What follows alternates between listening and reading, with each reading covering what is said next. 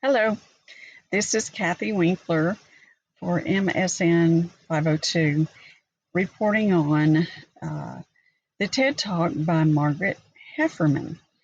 Mrs. Hefferman presents the idea of conflict being beneficial. So, in the beginning, she states that there was a doctor, Dr. Alice Stewart, who was a pioneer in her field of epidemiology. And in order for Dr. Stewart to prove herself, she needed a research topic that was unique, that would find positive results, that would propel her to the front of her division in medicine. Through this, she chooses to address childhood cancer. Some shocking findings were uncovered, but effectively, the children who died primarily belonged to mothers who had received x-rays during pregnancy. Now, this shocking news and just gut-wrenching news was professionally prepared by Dr. Alice Stewart and published in the Lancet. Now, this was in near around 1959. It was not until 25 years later that modern medicine recognized the need to no longer x-ray pregnant women. 25 years. And Margaret Hefferman goes on to say that openness does not necessarily drive change. Okay, so Dr. Stewart had a team member to kind of be her counterpart, if you will. His name is George Neal, a statistician, and his primary job was to actually prove Dr. Stewart wrong through statistics, which we know that research has to be statistically valid. And according to Mr. Neal,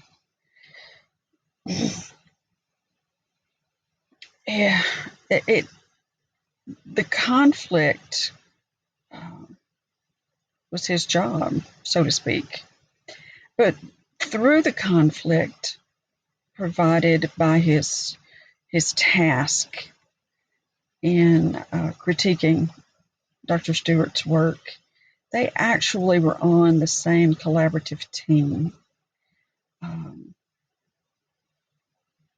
Even though their thinking may have been on opposite ends, they collaborated one with another for a common goal and presented as a unified team. Now, Mrs. Hefner goes on to explain about organizational conflict and how organizational conflict can actually create a stronger team, which is what we found from our reading in Porter, O'Grady, and Malik. She uses examples, though, of cases when conflict is not addressed. In fact, there were many workers interviewed, and 85% of the workers interviewed relayed fear as a reason for not addressing the organizational issue that they held. Well, if fear is going to stifle progress and stifle problem resolution, what is the answer then to resolving organizational conflict? Ms. Hefner at this point suggests that there must be conflict skill management development in the employees and in the organizational leaders also. To illustrate this, she uses a gentleman called Joe who was responsible for evaluating a mechanical device for patient use. Now, Joe had many concerns about this device. He feared that there would be negative patient outcomes. He was so concerned over the potential for harm to patients that instead of going to the organization, he actually quit his job. And in a process that later returned him to speak with his former colleagues, he learned about their concerns, matched his as well. So it was through communication with the colleagues who had similar concerns that the conflict, the organizational conflict, was inflamed, but it allowed open discussion and consideration of ideas. And eventually the organization changed the mechanism, which was a fantastic result from that conflict. Now, but how do you obtain those skills? How do you become proficient in addressing organizational issues and even problems in society, especially when dealing with authority? Ms. Hefner points to the fact that education is key here. We need education to train thinking groups to be able to understand that conflict can produce ideas, ideas produce change, change produces forward progress. I said Hefner, it's Hefferman, I'm sorry. Mrs. Hefferman also goes on to point out that open and honest conversation is a must